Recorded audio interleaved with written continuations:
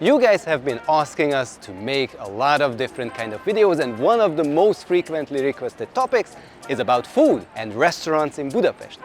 And thankfully Budapest has a ton of amazing restaurants, but visiting them all would be a time-consuming experience for us and probably would cost us a lot of money. However, there is a solution, because there is a place where I will take you guys now. Let's go! Welcome to the Gourmet Festival, where many of these excellent restaurants represent themselves, and you can see what they think about food, and you can also sample them, try them, to get to know them better. So I already have wine. Let's go and try as many of these restaurants as possible. Let's go! The Gourmet Festival is a yearly event in Budapest at the Millenaris Park, located on the Buda side of the Danube River, where some of the most popular and high-end restaurants set up booths to demonstrate their craft in the world of food.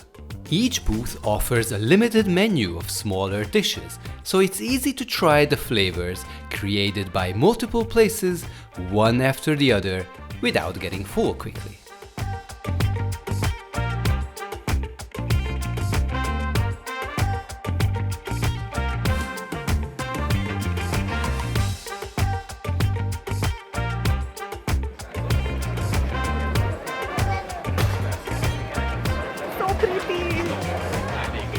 This here is a langosh, at least from the dreams of MÁK Bistro, which is one of the most prominent restaurants here. And this bad boy was probably the most expensive langosh we have ever had. But the fun thing is, if you go to the Grand Market Hall, you'll pay the same for a less impressive langosh. So let's try this. By the way, it also has poppy seeds in it, because MÁK, the name of the bistro, means poppy seeds. I'm curious if it will add to the flavors at all. Let's go.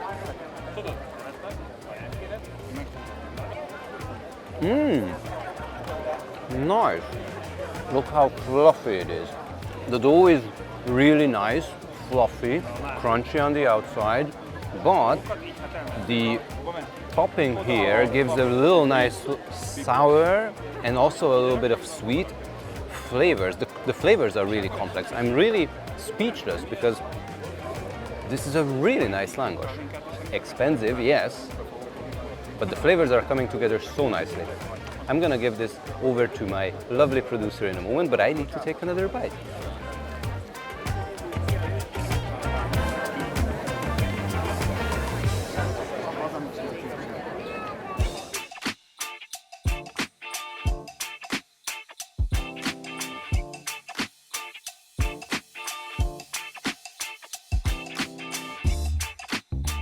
Angus steak plus some takoyaki. That is a very weird combination because takoyaki is not Hungarian, but this particular beef is from Hungary. It's from the great Hungarian plains of the Ortovágy region.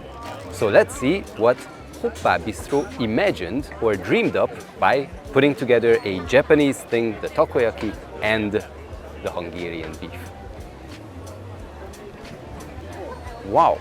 So the technique used is basically takoyaki. The takoyaki maker we saw is essentially the same that we have at home, but what they did was they put cheddar cheese into the middle of it. This is really good. I love cheddar cheese. It's a really nice twist, and let's check out the beef.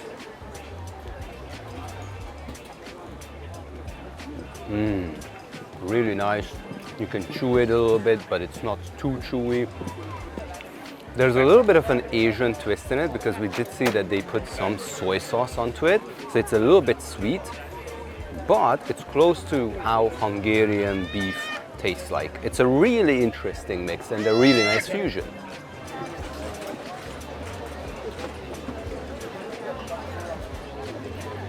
Semmi köze a takoyakihoz. De nagyon finom.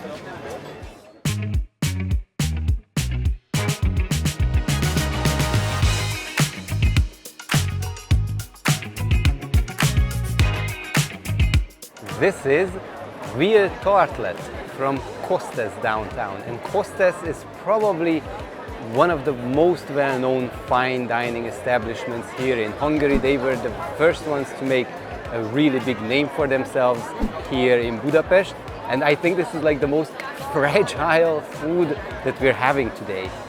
Let's see what fine dining is about.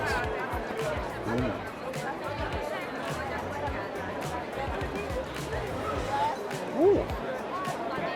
The veal is really nice and has a fresh flavor, and I have no idea what this crackling little thing here is, but it gives a real nice texture. There's something that cracks in your mouth, and there's some onion that's probably pickled on the top, which is also giving an extra layer and the balance. But again, I am not a food expert. I have no idea about fine dining, but this is really good, I have to say. Now, to be fair, this isn't a cheap festival. You pay an entry fee first, need to rent your drinking glasses, and each dish ranges from roughly 2,000 to 7,000 forints, which can add up significantly. But a lot of these high-end restaurants anyways come with a very hefty price tag, especially considering that some have a Michelin Star or a Michelin recommendation. At the festival, however, you may pay less in the end than by visiting one of the top restaurant's original locations, and you also have the chance to try more than just one. Normally these places are not on our radar, nor in our budget, but this was a cool way to get a taste of them.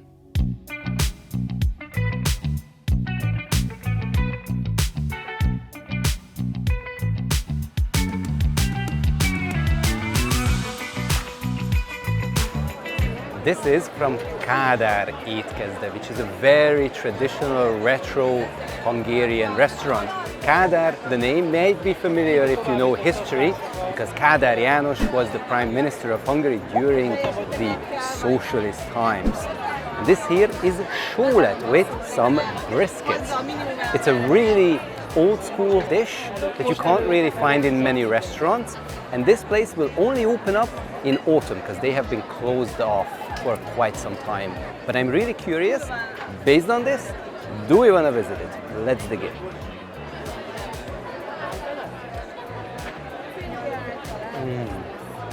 This is like a stew, and it's really nice, really homey, but let's look at the brisket.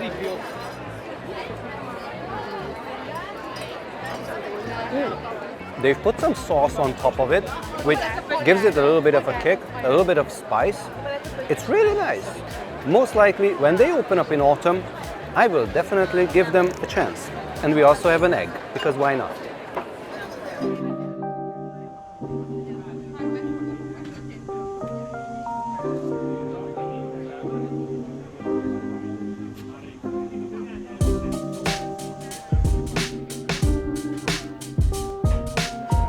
This is the product of Laurel, and it looks like a dessert, but no, this is a savory donut and some crackling cream. It's made out of duck.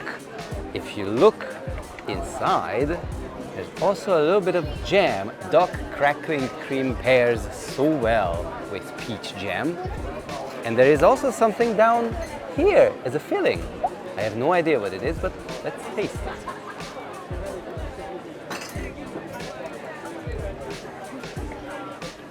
Oh my god, this is... I have no idea what I'm eating because it's sweet but savory as well. The crackling cream is really nice, and the peach cream just puts a whole new little sweet and sour, fruity texture to it. A layer of flavors. It's amazing. Wow, I'm impressed.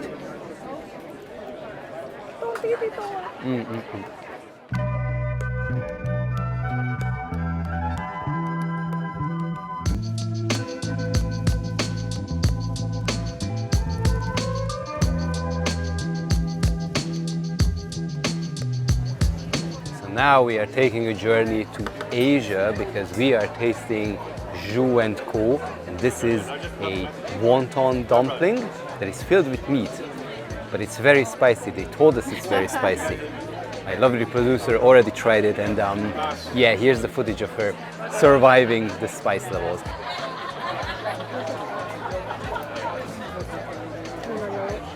Ooh, the cheapest.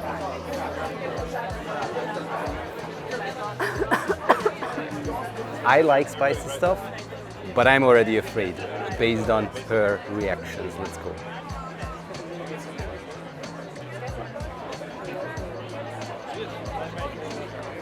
Excellent, simple dumpling, but it is spicy. The spice levels that I like. This is very nice. If you enjoy really spicy food, then I think they probably make really good spicy stuff. Because all these kind of foods that we are trying are just like samples of what they have in their regular menus. And I'm really happy that my producer put together this list and included this on the list. Because this is cool. Nice.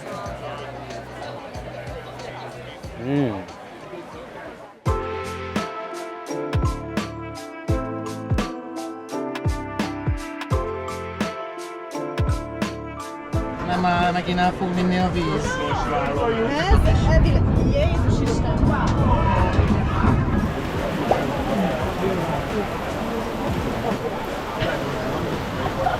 We got booze, we got food, we wait until the rain goes away. So now that the rain is finally gone, let's dig into Pastrami, which is the name of the place that sells this, and I never had pastrami myself. And when I smelled this just a few minutes ago, it smelled like Easter here in Hungary because we eat a ton of horseradish when we eat our ham.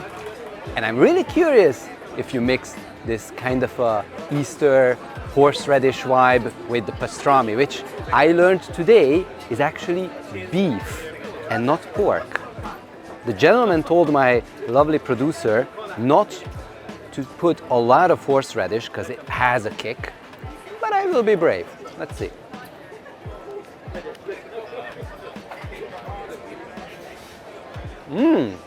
This is really nice. And honestly, even though we're talking about beef here, it still has some sort of a Easter feeling that we eat during Easter times here in Hungary.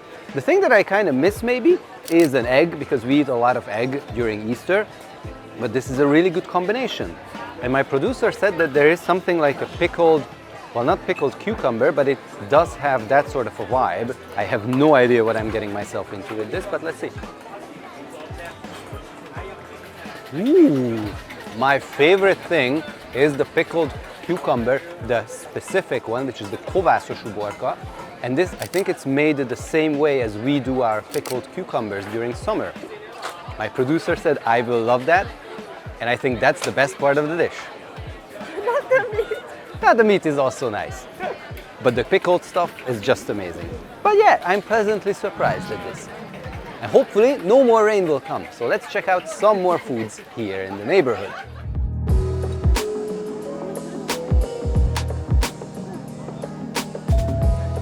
The really cool thing is that there are a lot of different Hungarian wineries here as well.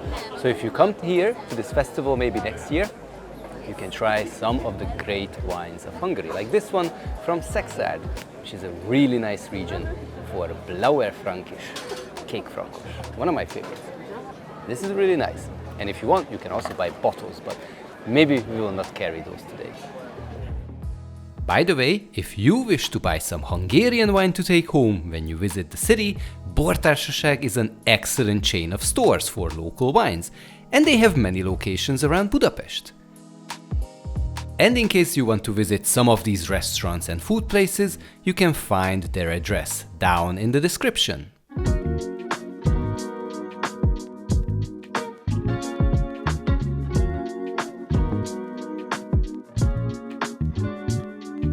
So this one is from Balagan. It is tuna, which is one of my favorite fishes from the Kingdom of the Sea. And this smells something fresh. I really love tuna tataki, and maybe this is sort of similar because the inside is kind of raw and the outside has been grilled.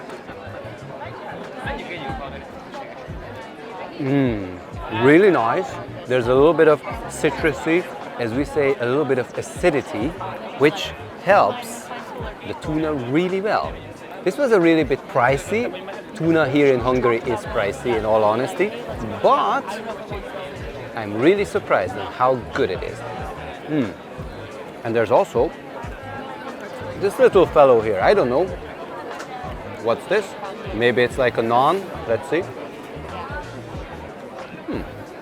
It's a nice little flatbread, like a gyros.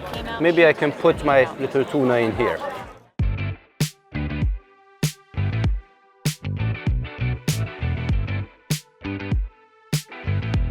This here is a pastry from salt, and apparently it is a kimchi butter babka. How does kimchi fit into a pastry? Well, let's find out.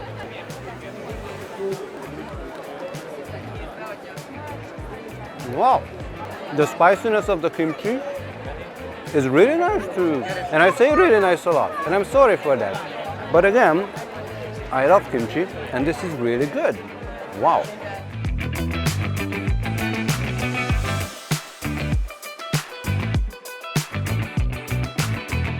After all that savory food we had today, let's finish the day with some desserts. And we have some eclair and sirok, right from Cake and More. And sirok is actually something similar to what we have here in Hungary, the curd-filled túrórudi. But this is what inspired that, so I'm really curious about how this one tastes, because I never had sirok in my life. Let's go. It's nice, it's creamy, there's a little bit of caramel in it. It's not far off from the túrórudi, but it's nice. Less easy to hold, and you get a little bit messy. But what about the eclair? I never had eclair in my life. Let's see how it is. There's a little bit of mango inside, and I love mango, and this is a really nice combination. If I find eclair again in the city, I will definitely buy one. Hope you guys got hungry after watching this video, and perhaps the next time you visit Budapest, you will give a shot to some of these restaurants. We certainly will, because we had some really delicious foods today, and we will visit some of them in the future. Maybe you will see them in a future video. And if you don't want to miss those videos when they come out, make sure to subscribe to the channel and also support us by liking this video. Thank you very much for watching. See you guys in our future videos. Cheers and bye!